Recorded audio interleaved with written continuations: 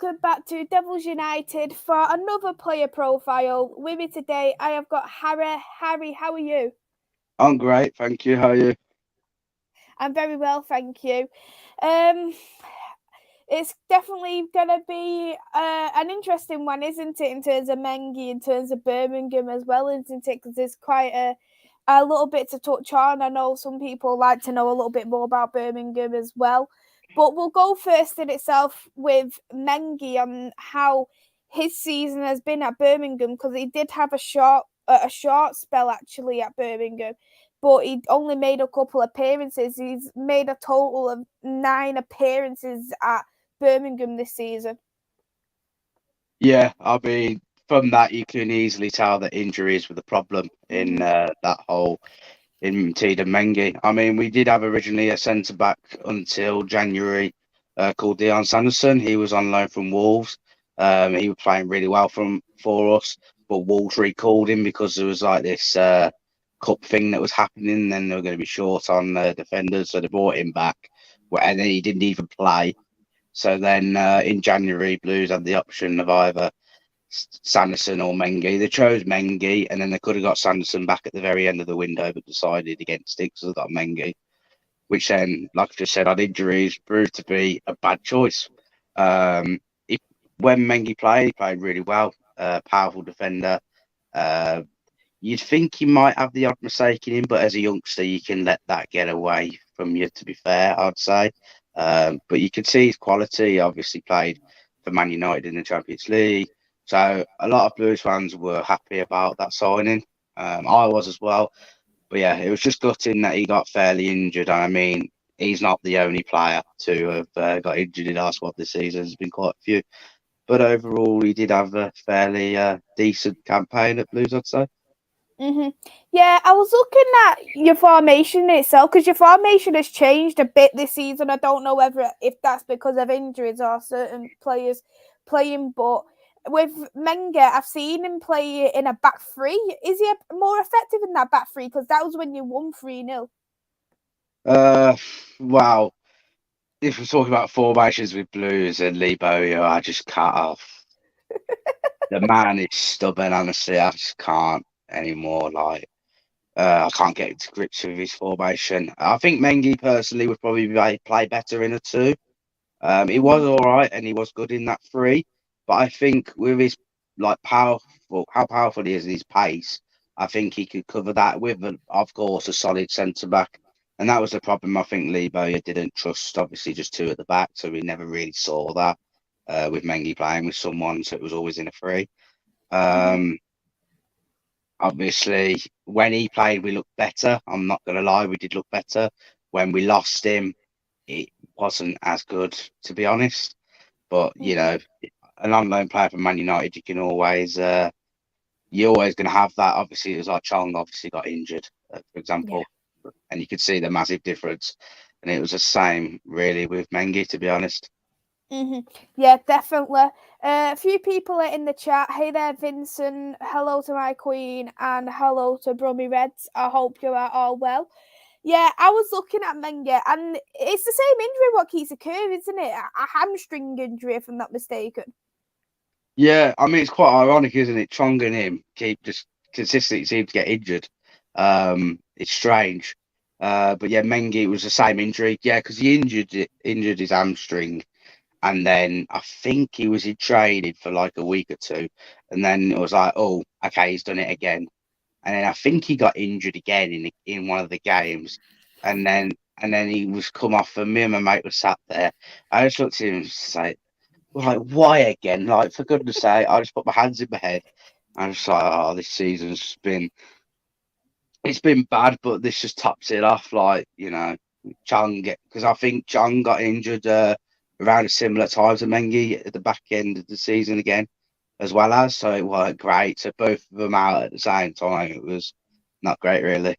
Oh no, I can imagine that isn't the case. And when I've actually been doing these player profiles, because this is actually the 4th episode I've done, three Yeah. out of 4 of them are lone players. I haven't played that much as you'd hope to, all because of injuries. Ethan Led being the exact same at Bournemouth. Injuries, and knowing that they're all coming from the Championship and they're being injured. Do you think it might be like how physical and how consistent the Championship is to why these players are getting injured quite a lot? Well, if I relate it to Blues, to be honest, they're not the only two players that have been injured for Blues this season. Our whole squad seems to be getting injured during the season. And you've got to put that towards like the manager and the training staff on. And I think something did come out where Bowyer was putting too much on them in training, which isn't great, really. I mean, that's just poor man management. It's a bit common sense, really. I mean, you can't, obviously, he come in at the back end of last season, and we had a manager who clearly ignited Karanka, who was just terrible, and clearly they didn't do much in training. But you can't expect them to go from there to there with it. I would even say you could expect that next the season upcoming, but not really for a full season. They need to get to grips. But yeah, I don't know. It's just in general with Blues has just been depressing, terrible. Without me, honestly, I could swear, which I'm not going to do, but that's how bad it's been. And just these injuries have put it on top of it, to be honest. Yeah, I can see literally in the Championship table you didn't finish too good either, and you finished a total 20th place, 11 wins, 14 draws, 21 losses. Of course, there's a lot of things, as you said, what can contribute towards all them. But I know you said Chong, another one, but if you had both Chong and Mengi both fully fit all season, do you think you could have been a lot higher up in the table? Yeah, I do actually. I do. I mean, obviously, if Mengi joined in the summer, I think that would have been a bit of an advantage to us as well. Chong, obviously, massive influence, really. But as soon as he got injured, it was as though he lost the player he sort of was. But obviously, you can't expect him to do wonders when he first comes back. Mengi I wouldn't say the injuries really affected Mengi, but it was just annoying how he seemed to come back and then more or less straight away that same hamstring goes. And that was very frustrating. And I mean, again, that's poor man management.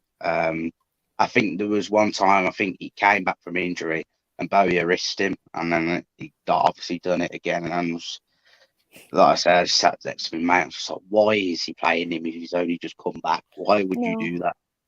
So yeah. Yeah, I agree. Hey there, Reese, who's in the chat. I hope you are well. Yeah, I was thinking about Mengi in itself because he actually played a Champions League game for us. It was against Young Boys. I Yeah. believe I can't remember if he started or came in as a substitute, but I really loved his mentality. The mentality was like he slipped, he still he got up straight away and still managed to tackle and helped us not concede another goal. And I really loved that mentality there in Mengi. And you're hearing that kind of similar mentality there at Birmingham, that even though he's injured, that's not stopping him from wanting to come back onto the pitch. Like he wants to perform, he wants to do better and better. Yeah, I completely agree with that. I mean, without him and just the loan signings in general, I think it's safe to say we could have easily been relegated, to be fair. I mean, we would have been if it weren't for the points deductions, other than obviously we would have survived on goal difference from Reading's points deductions if they weren't deducted points. So without players like Mengi and Chong, and I just think where we would have been. But yeah, I agree with what you say. I mean, it's each time when he come back, it was as though he wanted to improve and everything. And I do feel for him. He's probably the one. I know Chong was out for a long time, but to have an injury and then get it again and then again, it must be so frustrating. Yeah, I can imagine it's very frustrating. In total, how long was it, like, if you counted how many times was he had this hamstring injury for? I think it was 3. Wow. I think And it was that's in the either space of a couple of months. yeah, it was either 2 or 3. I can't be certain, but I swear it was 3. Because obviously he was out for a long time and then he come back. Yeah, and then I think he played again and he might have come out for like a week or two, and then he went back in again and busted it, and then that's when he got sent back to Man United. Obviously, he couldn't play for like the rest of the season. Yeah, exactly. And it just really shows more than anything, and you can't really rush a player back in too much. Do you think the reason why he was really rushed back in is because of how much you really needed him in that squad? Like, was it due to injuries or just because of the lack of defense, perhaps, maybe? I mean, it felt like I reiterated earlier. I mean, Boyo doesn't clearly trust to play forward at back or anything, so he Yeah. clearly really wanted Mengi back in the team like ASAP. Which, to be fair, I don't disagree with him on, because obviously that's probably arguably one of your best defenders on loan from like Man United, for example, a player with full potential who could, you know, he's very young, so he's still got time on his side, so he could get somewhere bigger in the future. But yeah, I would say when like he gets in, right when he got injured, like the around the stadium was like, oh, like this is not good. Um, like we could manage it, but it would be more. I'd be more confident with Mengi in the team than some of the other players that we have, to be honest. Yeah. Hey there, Nippon, who's in the chat. I hope you are well. Reese has said something about Mengi, which I completely agree with. That's the key thing to Mengi. He has aspirations to do better, and he does show that. And I really do agree with that, because when you do look at a lot of players, I think some of them feel like they don't really work too hard when they're on loan. They just think, well, I work at pre-season to be at my club. But some players, such as Mengi, for me in particular, he shows it wherever he's playing. If he's playing for England, if he's playing for Manchester United, or if he's playing for Birmingham, that he really does have that aspiration. And that's something that I really do like in a player. And for his qualities alone of his determination and how hard he works, I think that he'd be someone who I would love to have in that Manchester United squad eventually. Yeah, I mean, to be fair, he's got a chance, hasn't he? With Man United have been at the back this season. New manager, Yeah. new manager. He's got a show, hasn't he? Otherwise, I think a loan deal would be suitable to him again. I mean, I would take him at Blues again for another season. Um, I think that's the best solution for him, or even go into more of a higher championship club. But that's what Dion Sanderson did when we decided to not get him as well as Mengi in January to bring him back. And he went to QPR, but then he went downhill. So it's one of them two ways. It's got to be the right move for Mengi. I agree completely. It does need to be the right move. I know he was with Derby as well, under Wayne Rooney. That was a start. This was at the start of this season as well, if I'm not mistaken. But No, it was was last it season, I last think. season? Yeah, But he got last called. season. It got called away, didn't he, because of injuries yet again? So, he's been at 2 championship clubs now. So, do you think he needs another championship spell, or do you think he could be ready for a lower league Premier League team? I don't think he's ready for lower league Prem. Um, and I also think a lower league Prem wouldn't take the chance at this current moment with obviously the injuries he's had at the two loan clubs. Um, it's a tough one because it's funny because I could actually see Man United try and use him, or he could even get on the United bench. But it's just a case of would Mengi want to sit on the United bench all season? Probably not for a young, hungry player like him. It's not like he's Juan Mata and he's older and he's happy sitting on the bench, is he really? Um, so I think another championship club will be good. I think Blues really. It's just a case of will Blues think, or maybe not because of his injury record.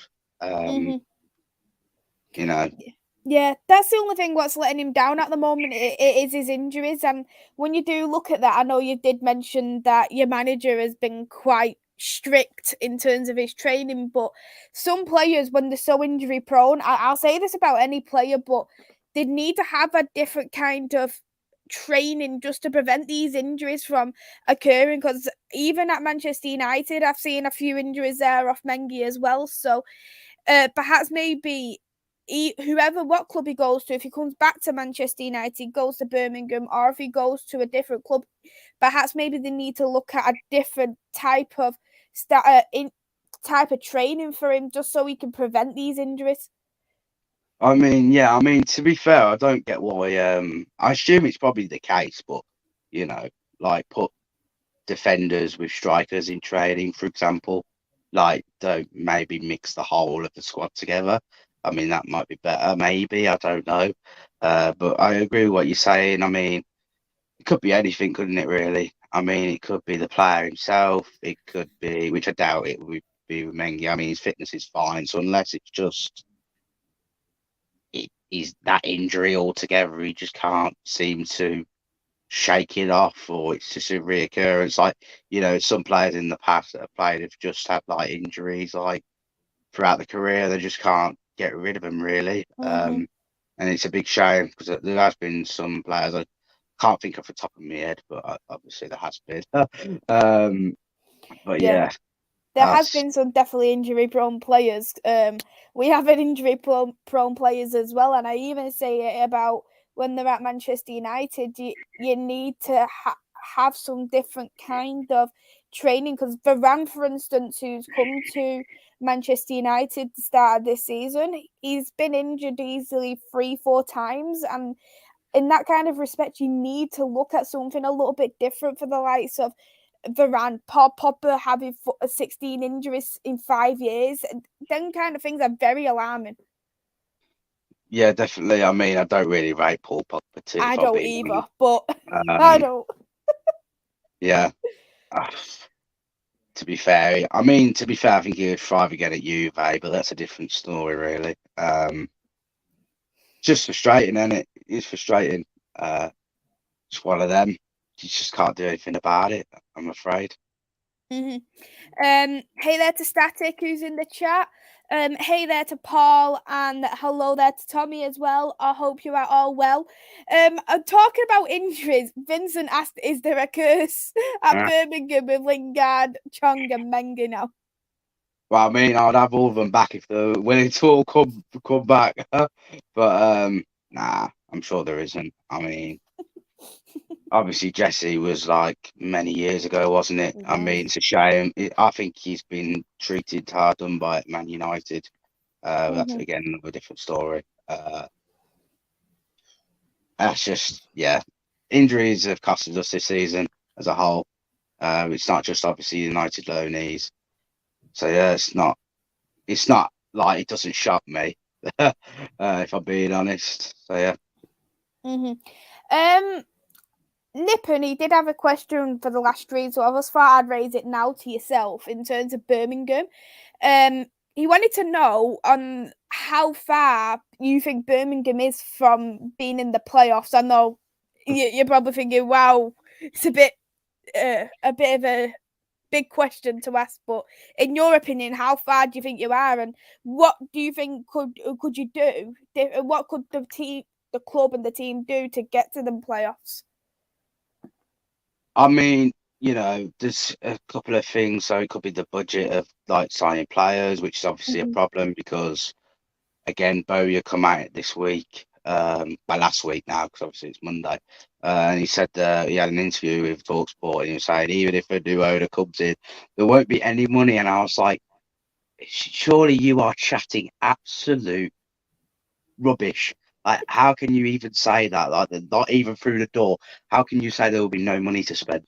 Like, I understand, like, if he said it about the current owners, which he has, but he just said the situation will still be the same. It's like, you can't say that until they've actually come through the door. The biggest thing for me at this current moment, if we're going to move up the table, is the problem is we've hired, ever since we got rid of Gary Rowett, which was just stupid, because obviously we were close to the top 6 at that point, which was many years ago. The only manager we've really had, which has thrived under us, is really Gary Monk, who has set his team up, players in right positions, doesn't play them out of positions, like Bowyer does, and like all the other rubbish appointments of managers that we've had. He's the only one that's been good. Then obviously the problem with him is he done behind the scenes stuff apparently, so he had to go Gary Monk, which was a shame because it looked like we were with him. We looked like we were getting somewhere, and the fans took to him. He got the club and everything. We need someone like that for me. I mean, he came in, kept us up, and then the following season, I know we were very far off the playoffs before he ended up leaving. I think I don't know where we were. I know it was a few points off the playoffs, so it wasn't too bad. But for me, I am, and I'll stick by it. I am Lee Bowyer out. I've been ever since uh, Coventry at home when we were winning, and then we ended up losing 4-2. I think, yeah. I was, I was I didn't say it then, but I don't think, but I definitely said it when we went to Blackpool away and got smashed. I think that's, you know, I even said put Mark Robbins, the Coventry manager, in charge of us. He'd get us mid-table easily, in my opinion. And Coventry fans, I even spoke to him, we played against Coventry, and they said that their ownership ain't the best. Look at them this season. They haven't got into the playoffs, but it's a positive season for them to build on for next season. Like us, we keep finishing the 20th, 18th. It's so depressing, But like I say, the manager for me is a key. And I know when Gary Monk was in charge, our team was slightly different. But he got the players playing. He got the club. He got the fans. And he knew what it was like. Bowyer said all of this. When he first came in, he got the fans. He knew how to play. He was like, "It's easy. Play 4-4-2. Whip the balls into the box to Djukovic." So this season, what does he do? Goes and changes it to 3-5-2 or 5-3-2, whatever you want to call it. And I'm just there like, why? Like, why? No. It's so infuriating. It really is. So, I mean, for me, obviously the board is probably the main problem because you can argue the case of if Bowyer actually had a budget, could he buy players to put them in the right positions? But the fact that he's played players out of position this season doesn't make me want to trust him with buying players to then play them probably out of position. So, it's one of them. I mean, to be fair, I can understand why some of the fan base are like, "Oh, no, he needs it this season, or he needs to be backed, and then we could judge him." But when you're playing players out of position, when you're playing your best player who's a left winger at left wing back, come on, please. It's just depressing. No, it doesn't work at all. And I always say when a player is getting played out of position, they're not always going to put that 100% effort in. And I know injuries do play a big part, but you need to have the team that you do have. You need to keep it as how can I say, as less disruptive as possible. You need to keep that same formation because especially the formation in itself, that needs to be the same for me because that's what the players need to adapt to that kind of formation. You understand then how the manager really works, how the manager really plays, and I've seen, like you say, you've had a 4-4-2, you've had the 3-5-2, and having that different formation constantly, it's not always going to be good. And looking at even some of the results you've had, they're quite sporadic, where you can have a win one week, a draw another, 2 losses and a win against. It doesn't seem like it's a good place at the moment in terms of Birmingham. Yeah, I mean, we seem to win one, lose 2 or 3, and then either draw one, then win one, and do the same. It's just depressing. We practically beat Luton. I know Blues fans rave about it. They say, "Oh, we beat Luton 8-0 on aggregate." But you'd rather be in Luton's position where they finished and beat them 8-0 on aggregate. I was literally just saying that to my mates that were going on about it. I was like, does it really matter though? Look where they finished, playoffs. Yeah, they didn't beat Huddersfield to go to the final, but I would much rather have got in the playoffs and lost to Huddersfield in the semi-final of the playoffs they finished 20th in the league, and beat them 8-0 on aggregate. It's just one of them. I just the only thing for me that's been positive this season. Well, it's not even really a positive anymore, although it might be because they got promoted the other day, like yesterday. Forest was basically Lyle Taylor on loan.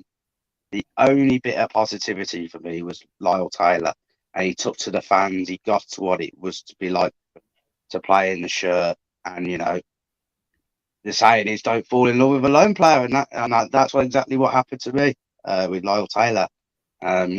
And obviously, like I said to you a bit earlier, spoke to him for about half an hour after the Blackburn game on the last day of the season. And he was the last player to leave, like after the game. I think obviously it was 12:30 kickoff every game was, and I think he left probably. Obviously, the game finished. Everything probably like 2:15, and then obviously the players go in the dressing room, come out. I think he didn't leave probably till about 5 o'clock on that day, probably. Mm-hmm. And you don't get a player like that. He literally signed every single person's autographs, took every single person with a photo. It was just, and I was just thinking, why can the other players not be like him? And I don't know why, but what I got from him was as though he were going to be coming back in the summer, which was a real shame. I mean, I think we may have a little bit of a better chance now because Forest have gone up. But I mean, the way it's coming across to me as well was as though Bowyer was going. I literally asked him straight up, like, is Bowyer going to be in charge next season? And he like smirked and sniggered at this to say no, and he didn't want to say it, and he was like, I don't know, or he said yes or something like that. He would be, but it was as though he wouldn't be, and I'm just like, well, it's not like that now, is it? So I don't know. Just an absolute mess. Mm-hmm.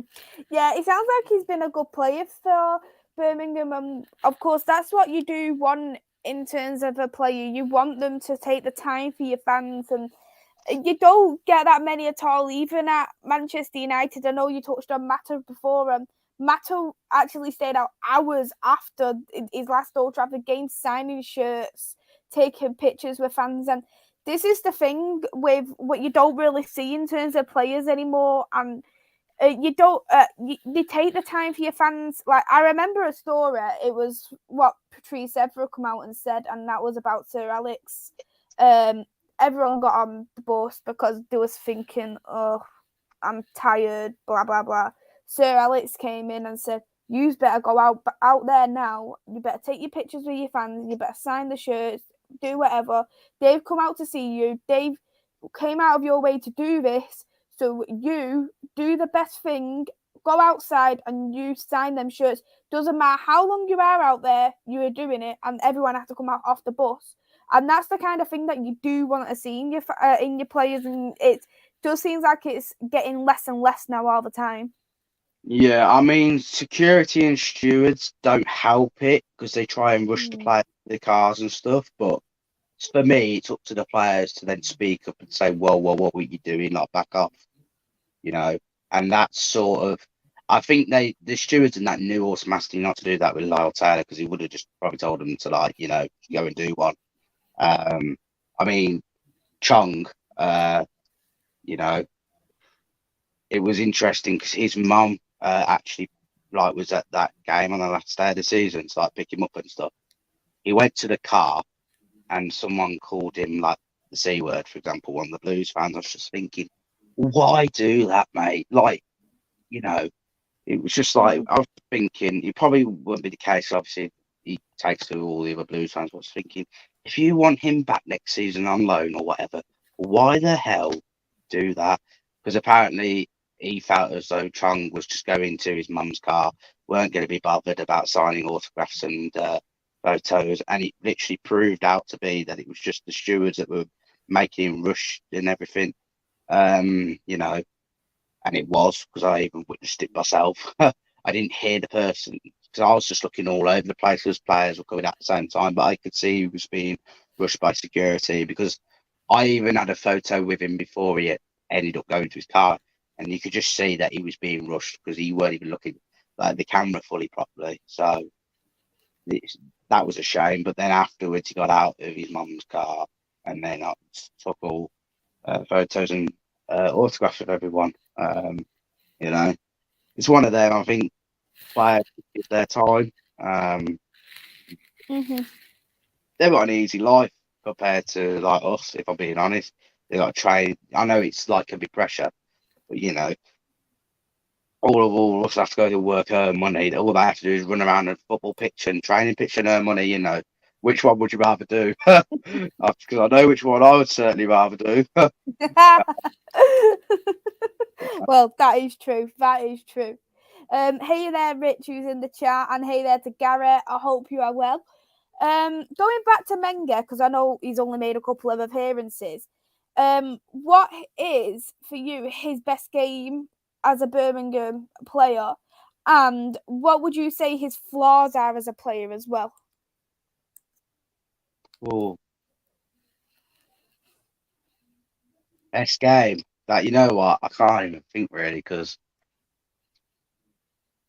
what? Honestly, I've lost the season that much because it's just been that depressing. I can't even think, especially now that it's been like nearly a month since it's been gone.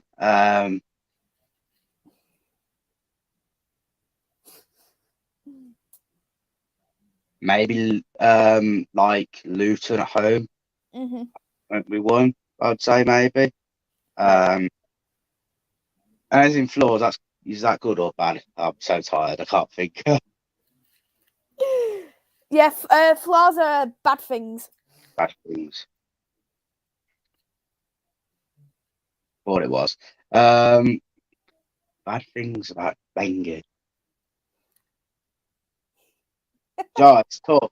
However, I'd probably say like maybe rushes like passes at times, maybe. But it's not all the time. It's just here and there. So yeah, I can't really think of much else. Maybe an experience a little bit, but that's not really, a flaw. I'd say probably more of a work on your game sort of thing.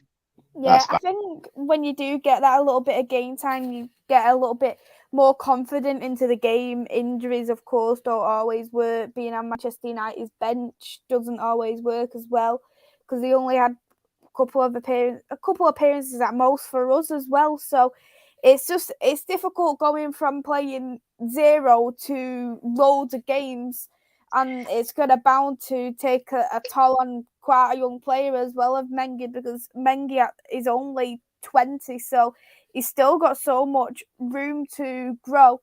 I do think though with Mengi, he's quite physical for me. He's not scared of a challenge to the point where he will tackle you and he will make a proper deep challenge if he has to. Yeah, I agree with that. I mean, he's a powerful player. That's all. That's always. I mean, powerful and having pace is always a benefit to any team, really. I mean, I remember. I think it was one of his first games. We played Plymouth in like in the FA Cup, and we lost. And I was just like, this is just so bad. But I let him off, and it weren't just him; it's the whole team on the day. But I'd let him off because he's only just recently joined, and I was just like, surely it's going to be better than that. To be fair, I think he did actually make a few crucial interceptions, so it was probably one of the better ones on the day. But yeah. I'd say, like, before he got first injury, is improving game by game. That's what I would say. And it was nice. Yeah, definitely. And when you do see that improvements as well, that's always a good sign too. Rita said Chong is a good lad, same with Mengi. They just want to be like everyone else, but their job dictates that, which is correct in my opinion. Yeah, I think a lot of our lads who are the young players, they are quite down to earth, and you do see that. And I think sometimes when they get into that first team, they start to get a little bit like into the senior players kind of ways, because you look at the likes of who plays on that pitch at the moment for us, and you can see some of the younger players like Alanga is getting a bit like, you can see that he's getting a bit like in the ways of how the other players are around him, getting a little bit more lazier. I can't say how he is offset outside of the pitch, but I know all the lads who, especially who are in the academy, just like Vincent has said, when he went and watched the under 23s play against Wolverhampton, Chong just went and had a selfie with him, and that just really shows the kind of player both Mengi and Chong are on and off the pitch. Yeah, I mean, there is a youngster I would like for Man United. I'm not gonna lie. Garnacho, I think he's got to prove. I think it would be very beneficial if he come into the Championship next season, because I mean he's got a chance. You know, the new manager coming in. I mean, to be fair, relating it back to Chong, to a lot of Blues fans, I was saying the reason why we got a better chance now of signing him is because of Anthony Alanga. So it's interesting you've said that about him being lazy. I mean, there's no other lazier Man United player than Anthony Martial. Let's be real. I'll give you that one. I will give you that one. I agree. There can't be any real worse than him. That's for sure. Maybe Paul Pogba at a push, but yeah. You know, you watched you actually watched the FA Cup Youth final as well, didn't you? If I'm not mistaken. Yeah, I went with my mum's friend's nephew, who's a Nottingham Forest fan. When I was in the Forest away end, so it was a very good, cool experience, to be fair. And I even said to my mate, I said, Garnacho will just win it for United. And this was before the game, and he paid off to be the case. So, you know, I think that Sue celebration was really needed, but he did it anyway. I don't know if you saw that. Yeah, I think he's absolutely brilliant, Garnacho, and it's a shame for me he hasn't had more minutes in this Manchester United team what he already has had.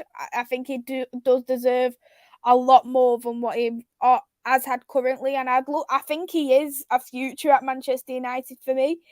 But I do agree. I think Garnacho does need to have a loan deal. Is there any other players that night who you actually like the look of apart from Garnacho? To be fair, I can't really remember the night, to be fair.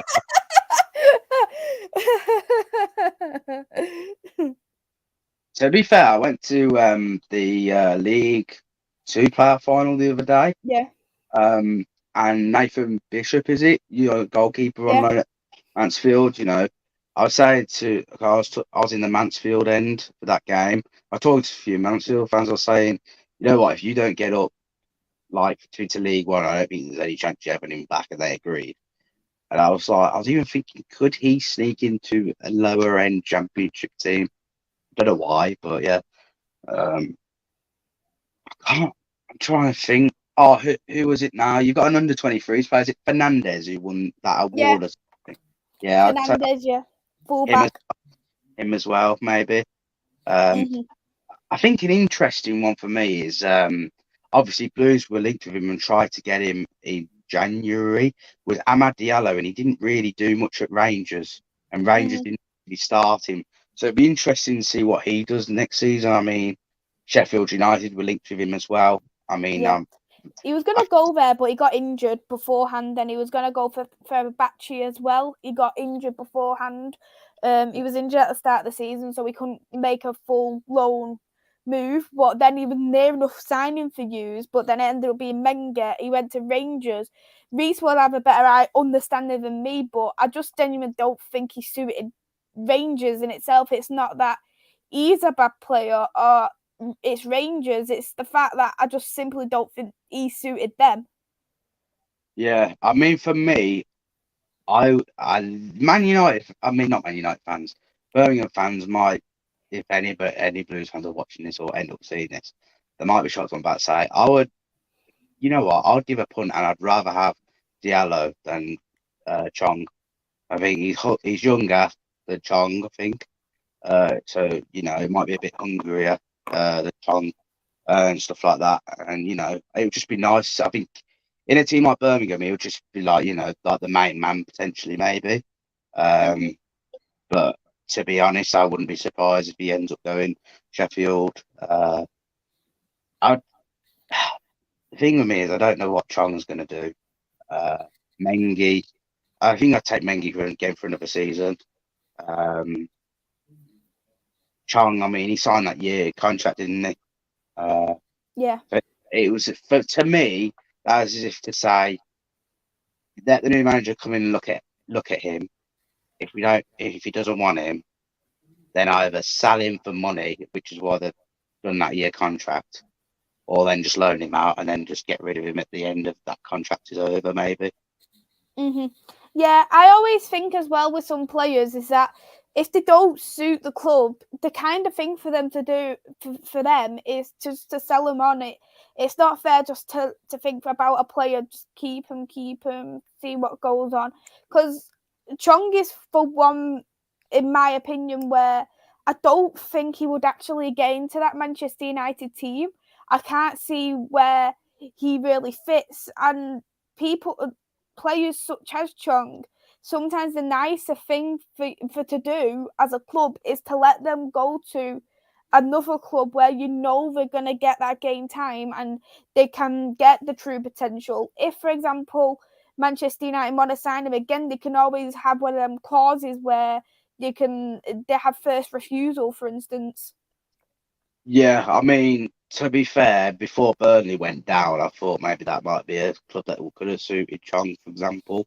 Um, I mean, to be fair, I know you say he has probably got a chance and he probably won't fit into it. But, if he's got, I think now that Eric Ten Hag's there, he's Dutch, Chong is Dutch. So could that be a key factor, maybe? I think that gives him a better chance than what it did before, obviously, Ten Hag came in. I would take him back at Blues, but it's just a case of I wouldn't want him back on loan, fall in love with him, and then he just go, which I will. I'm just after Lyle Taylor, I'm never doing it ever again. I'm resenting myself for falling in love with a loan player that we ever get. Which I'll say that now, and then 9 months later, I'd have fallen in love with another one. But yeah, I would take it back. And same in Mengi. It's just I think Mengi's more doable than Chong at this point because obviously I feel like Mengi will go out on loan. I think Chong are undecided what to do with him. I think that year contract extension showed that they're not sure what to do with him, in my opinion. I agree completely. I checked as well, Ahmad's age. He's 3 years younger, actually, than Chong, so he's got some more room to develop. I think that the Championship would be a much better move for him, in my opinion. He's already had international experience. He's got into the Ivory Coast first team, already scored a goal within 3 appearances. He just hasn't made that many appearances overall for us. Atalanta, he made 10 appearances for Rangers as well, so he really does need that game time, but I think he's quite flexible of where he plays because he can play on the wing and he can play up front. I think he played more up front when he was playing at Atalanta, but I think he's quite short for me, for his headers, even though he did score a header for us in the Europa League, but I think he's much more better on the right-hand side on the wings. That's where I've seen a lot better from him, and I think his pace can really be beneficial. But perhaps if he went to somewhere like Birmingham, there could be a completely different position where he could be more suited to. Yeah, I mean, maybe behind the strikers. I mean, to be fair, that's the only place he would be able to play unless Bowyer plays him at right blooming wing back. Yeah, literally. If he sign him and he plays him at right wing back, yeah. But I think personally, I'd want Diallo over Chong because I think the thing is, if we were guaranteed that we would have Chong on loan and then we would get him at the end of that loan for the free, I would take Chong. But I just can't see that being the case. So in that sense, I would take Diallo because I think he's hungrier. He'd be the main man literally straight away. No other player in the Blues team would be the main man, really, in my opinion. I mean, if Troy Deeney got to full potential capabilities that he used to, although personally, I think he's too old for that now. But I still think he could be good part of the Blues team, but nowhere near what he used to be. Then I just saw someone say, "Does Harry want Dello?" There is no chance in heck that Dello is going to sign for Blues. Like the wages have just not be the case to happen at all, unless United wanted to send him out and paid for 80% of his wages. That deal is not happening. I mean, would you have him though? Would you take him? I think he's. You know what? I don't think he's that bad. I I'm mean, not a fan of him. he went to AC Milan and apparently he was very good there. So unless the Syria is suited to him, I think he would be very good for a lower end Premier League club, really, even a mid-table one, like around like 13, 14 place, even like, even Newcastle United. I think he would suit them, to be fair. I mean, one player I would take, and I feel quite sorry for him, is Phil Jones. I think that Phil Jones was mentioned actually. Saying Phil Jones is available. I saw that, yeah. I think with the way his career's gone, I don't think he would necessarily care about money. If I'm being honest, and he come back, didn't he? I think it was against Wolves for Man United. His first game, I feel like it was the FA Cup, and he played alongside Varane, if I'm not mistaken, because that was his first game. And I remember seeing the pictures, because we heard all the rumours. Phil Jones is going to be playing. Phil Jones is going to be playing, and people was going, no, because Maguire was injured. Bailly was at AFCON. So the only available centre backs we had was Phil Jones and Varane, and I think it worked very well. I really do think it worked well. But when we have played Phil Jones since, we played him wrong. Like we played him 3 at the back against Liverpool. How could you play him against Liverpool, a hungry Liverpool team like that? Apparently, he wasn't that bad either. So I heard. He wasn't, and he got took off. But you can't bring in a player who's a handful of appearances against that Liverpool side. You really can't. Well, that's Ralph Rangnick for you, isn't it? That guy's clueless. How he's got the Austria manager is just unbelievable. I think even Louis Van Gaal did do. Wait, I say he did do much for United. He won them the cup, didn't he? So he did FA Cup, yeah. Rangnick. I don't know how he didn't get Man U into at least the top 4. I mean, I don't know it's about Mengi, but it's a poor Tottenham team, really, other than the young Min's son up front. And Harry Kane. Yeah, well, Kane hasn't really been fully at it, really, either. 2 loan signings they brought in, and then Arsenal, who bottled the top 4. So it was all, if United even played like, 70% of what they could do, they could have easily got 4th, to be honest. They just didn't care of how they played. That's just the more depressing thing, is that they didn't care. Yeah, I don't know. So you know what made me laugh? I was thinking about it, so I thought, you know what? At this current moment in time, I'd rather be a Blues fan than a Man United fan. Honestly.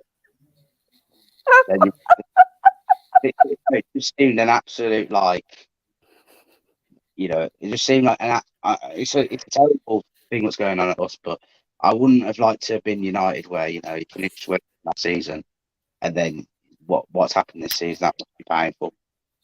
Well, that just sums us up perfectly. That with all this what's going on with Birmingham, you still rather be a Birmingham fan than be a Man United fan.